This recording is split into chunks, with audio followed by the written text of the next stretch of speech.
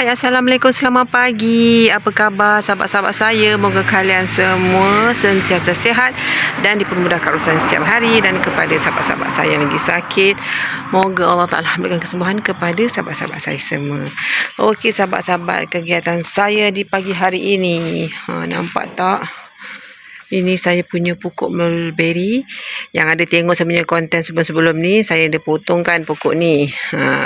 Tapi hari ni tengoklah dia makin meriah buah-buahnya.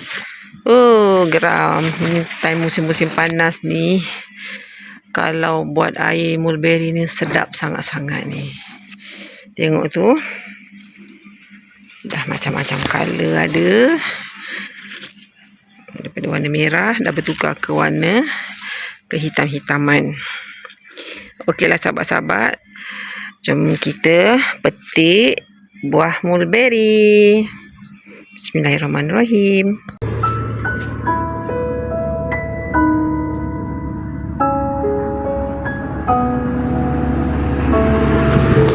Okey sahabat-sahabat, sebelum tu saya ingin sangat-sangat mengucapkan ribuan berbanyak-banyak terima kasih kepada sahabat-sahabat yang dah selalu menonton video-video saya, rajin like dan komen. Terima kasih. Dan kepada sahabat-sahabat yang baru menemui channel saya, sudilah sekiranya like, komen, share dan subscribe agar saya di sini lebih bersemangat nak buat video-video seterusnya. Terima kasih sahabat-sahabat dan selamat berkenalan.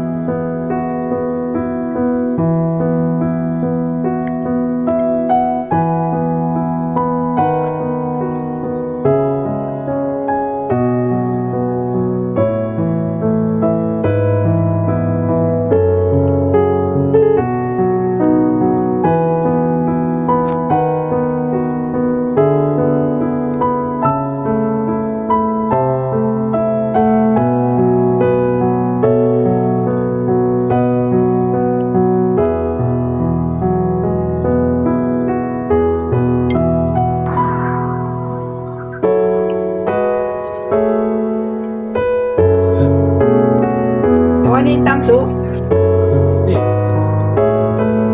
itu beg dia dah ambil je lah dulu dalam tu. Nanti mau bayar balik.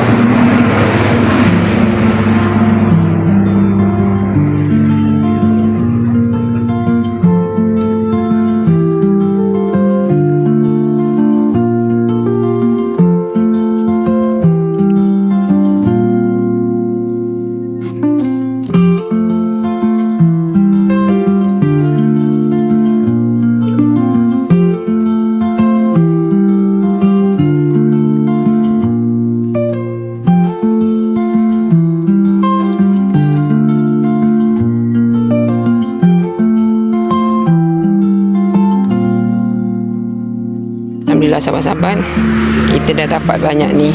Ni tengok ni, di bawah ni pun dia tumbuh. Lah, bismillahirrahmanirrahim. Jom kita panen lagi ni, sikit lagi ni.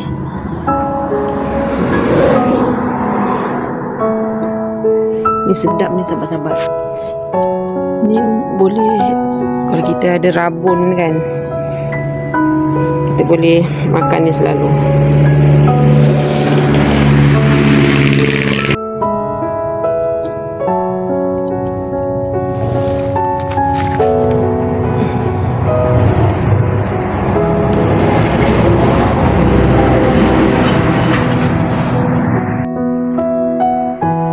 Alhamdulillah sahabat-sahabat, saya dapat banyak ni ya. Satu mangkuk kita dapat. Alhamdulillah. Okeylah sahabat-sahabat, terima kasih yang dah menonton video saya daripada mula hingga akhir. Jumpa lagi di next video. Bye bye. Assalamualaikum.